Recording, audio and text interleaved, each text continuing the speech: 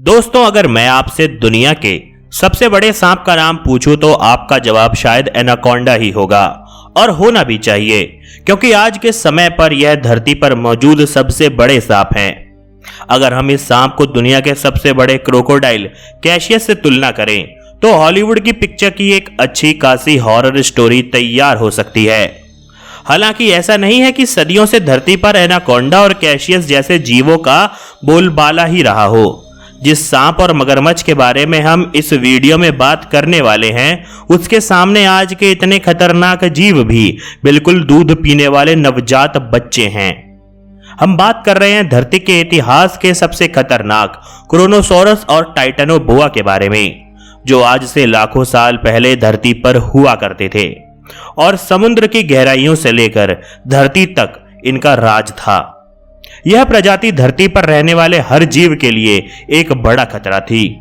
ऐसे में सवाल आता है कि क्या होता कि अगर यह जीव धरती पर आज भी जिंदा होते। तो चलिए सबसे पहले बात करते हैं टाइटेनोबोआ सांप की, जो आज से लगभग 58 मिलियन साल पहले धरती पर मौजूद था। और वैज्ञानिकों की माने तो लगभग 10 मिलियन साल तक यह जीव धरती पर पैदा होने वाले सभी जीवों में सबसे बड़ा और भयानक था। टाइटेनोबोआ आकार में 43 फीट तक बड़े होते थे और इनका वजन लगभग 1 टन के बराबर होता था। क्या आप सोच भी सकते हैं कि यह सांप कितना विशाल रहा होगा? अगर इनकी लंबाई नापने के लिए आप 2 जिराफ को जमीन पर लेटाएंगे, फिर भी टाइटेनोबोआ की लंबाई ज्यादा रहेगी। अब जरा टाइटेनोबोआ और एनाकोंडा के वर्टिब्रा की तुलना करते हैं, जिसके सामने एनाकोंडा का पूरा वर्टिब्रा बच्चे का लगता है। इस तुलना से 2 बातें साफ होती हैं कि एनाकोंडा इस विशालकाय सांप के मुकाबले आधे का आधा भी नहीं है। यह सांप इतने भारी हिप्पोपोटेमस को एक बार में निगलने का दम रखता था। लेकिन अच्छी बात यह है कि आज से 58 मिलियन साल पहले हिप्पोपोटेमस धरती पर पाए ही नहीं जाते थे और ऐसी स्थिति में यह जीव मगरमच्छ को अपना भोजन बनाता था। यह बड़ी क्रूरता से अपनी कुंडली में फंसाकर उन्हें साबुत ही निगल जाया करता था। क्रूरता की बात करी जाए तो क्रोनोसोरस भी ऐसा खूंखारी शिकारी था जो अपने भोजन को बड़ी बेरहमी से मारता था। हालांकि इसकी लंबाई टाइटेनोबोआ से कम थी, लेकिन शिकार के मामले में दोनों ही दानव ताकत कमाल की रखते थे। क्रोनोसोरस के जबड़े में नुकीले दांत थे जो शिकार को बचने का कोई भी मौका नहीं देते थे। इसके अलावा क्रोनोसोरस की लंबाई 33 फीट थी, जो आज के समय में पाए जाने वाले ऑर्का व्हेल से भी कहीं ज्यादा है। साथ ही साथ इस जीव का वजन 12 टन से भी ज्यादा था। शरीर की बनावट की अगर बात करें तो यह काफी कुछ आज के मॉडर्न क्रोकोडाइल के जैसा था, बस इसका आकार कहीं ज्यादा बड़ा था और शरीर भी 4 रिबकेज और एक ताकतवर पूंछ के साथ काफी मजबूत था। क्रोनोसोरस एक शानदार तैराक थे जो पानी के अंदर भी बड़ी शातिर तरीके से शिकारी को अपने जबड़े में फंसाकर मारना जानते थे। हालांकि इन दोनों जीवों का आपस में कभी भी एनकाउंटर नहीं हुआ, क्योंकि दोनों ही जीव अलग समय काल से ताल्लुक रखते हैं। साथ ही दोनों के हैबिटेट में भी काफी अंतर देखने को मिलता है। जहां क्रोनोसोरस दक्षिणी समुद्र के ठंडे पानी में रहना पसंद करते थे, वहीं टाइटेनोबोआ गर्म जलवायु के शौकीन थे। इतने अंतर होने के बाद भी इन दोनों में एक चीज समान थी, वे था इनका खौफ। जरा सोचिए कि अगर यह दोनों जीव अगर एक साथ इस धरती पर जिंदा होते तो क्या शांति से हम जिंदा रह पाते, या फिर इनका कहर पूरी मानव प्रजाति का ही खात्मा कर देता? हालांकि यह एक बड़ा सवाल है, लेकिन टाइटेनोबोआ अगर धरती पर जिंदा होते तो बेशक यह जीव भूमध्य रेखा के ट्रॉपिकल क्षेत्र में देखने को मिलते, यानी कि यह कोलंबिया, ब्राजील और उस देश के प्रांतों में ही देखने को मिलते जहां का तापमान इनके लिए बिल्कुल सटीक था। अगर ऐसा होता तो कोलंबिया, ब्राजील के लोगों को इनकी उपस्थिति को लेकर हमेशा डर में ही जीना पड़ता। खुद को बचाने के लिए उन लोगों को अपने घरों के फेंस में बिजली का करंट तक दौड़ाना पड़ता ताकि यह जीव घर के अंदर ना आ पाएं। इसके अलावा सोते समय भी उनको खुद के पास एक इलेक्ट्रिक गन रखनी पड़ती जो मुश्किल की घड़ी में उनके साथ देती।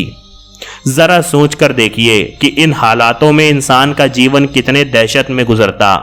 हालांकि एनाकोंडा की तरह यह जीव भी इंसानों को अपना भोजन बनाने में शायद ही रुचि दिखाते, लेकिन यह आकार में बड़े जीवों को अपना भोजन जरूर बनाते, क्योंकि चूहे और बाकी जंगली जीवों से इनका पेट शायद कभी भी नहीं भरता।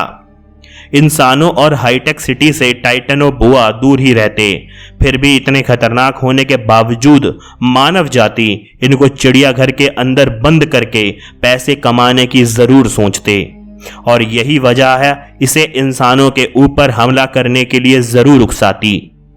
जाहिर सी बात है कि ह्यूमन हंटर्स की निगाहों से टाइटेनोबोआ भी नहीं बच पाते, जो इसकी खाल को निकालकर अपने फायदे के लिए इस्तेमाल करते। एनिमल किंगडम की बात करी जाए तो इतने विशालकाय जीव होने के कारण जंगल में हड़कंप जरूर मचता और जंगल के राजा का खिताब शेर से छीनकर टाइटेनोबोआ को आसानी से मिल जाता, जिससे यह किसी भी जीव को अपना भोजन बनाने में जरा सा भी समय नहीं लगाता। इस स्थिति में हमारे इकोसिस्टम की फूड चेन में काफी उलटफेर होता कि ऐसे कोई जानवर या तो विलुप्त हो जाता या फिर विलुप्त होने की कगार पर होते। इन जानवरों की लिस्ट में सबसे ऊपर नाम व्हेल, शार्क और जायंट आर्माडिलोस का होता। इस दानव से खुद को बचाने के लिए शायद एनिमल किंगडम के पूरे जीव दूसरे स्थानों की तरफ माइग्रेट करते और ट्रॉपिकल फॉरेस्ट टाइटेनोबोआ का घर बन जाता। लेकिन इस बात का परिणाम यह होता कि जंगल के ज्यादातर इलाकों में एल्जी पनपती और फ्लोरा फौना कई मायनों में तबाह हो जाती, और अमेज़न के जंगल इस बात से सबसे ज्यादा प्रभावित होते। वहीं क्रोनोसॉरस की अगर बात करें तो इस विशाल शिकारी का आज की क्लाइमेट कंडीशन में जिंदा रह पाना काफी ज्यादा मुश्किल होता, क्योंकि मरीन लाइफ में इसे अपने आकार का भोजन नहीं मिल पाता। डायनासोर के जमाने में एक टर्टल भी आकार में बड़े टेबल के समान होता था। ऐसे में भोजन की सही खुराक पाने के लिए क्रोनोसॉरस तेजी से समुद्र जीवों का शिकार करता और मरीन लाइफ को पूरी तरीके से प्रभावित कर देता। समुद्री कछुओं के साथ साथ यह जीव बड़े मैमल्स जैसे व्हेल्स और डॉल्फिन्स को भी अपना शिकार बनाता। इसके रास्ते में जिस भी प्रजाति के जीव आते, यह सभी को साबुत निगल जाता। ऐसे में आज धरती पर मौजूद कई मछलियों की प्रजाति हमें कभी देखने को ही नहीं मिलती, और हो सकता है कि असली में कई प्रजातियां क्रोनोसॉरस खत्म भी कर चुका हो। व्हेल्स के विलुप्त होने का सबसे गहरा असर जलवायु पर पड़ता, क्योंकि हवा से कार्बन को एक्सट्रैक्ट करने के लिए कोई समुद्री जीव जिंदा ही नहीं रहता। मछुआरे भी इस जीव के चलते फिशिंग करने से डरते। समुद्र की यात्रा करने वाले शिप्स को भी काफी मजबूत बनाना पड़ता ताकि क्रोनोसॉरस के जबड़े इसे नुकसान न पहुंचा पाएं। बीच पर सनबाथ लेने का मजा तो भूल ही जाएं, क्योंकि यह दानव इंसानों को समुद्र के आसपास भी फटकने नहीं देता, जिससे टूरिज्म को भारी नुकसान झेलना पड़ता। साउदर्न सी के सारे सी ट्रेड ठप पड़ जाते। ऐसे में यह जीव मानव प्रजाति के लिए एक श्राप साबित होता। क्रोनोसॉरस ठंडी जलवायु का जीव है, जिन्होंने धरती पर लाखों साल पहले राज किया।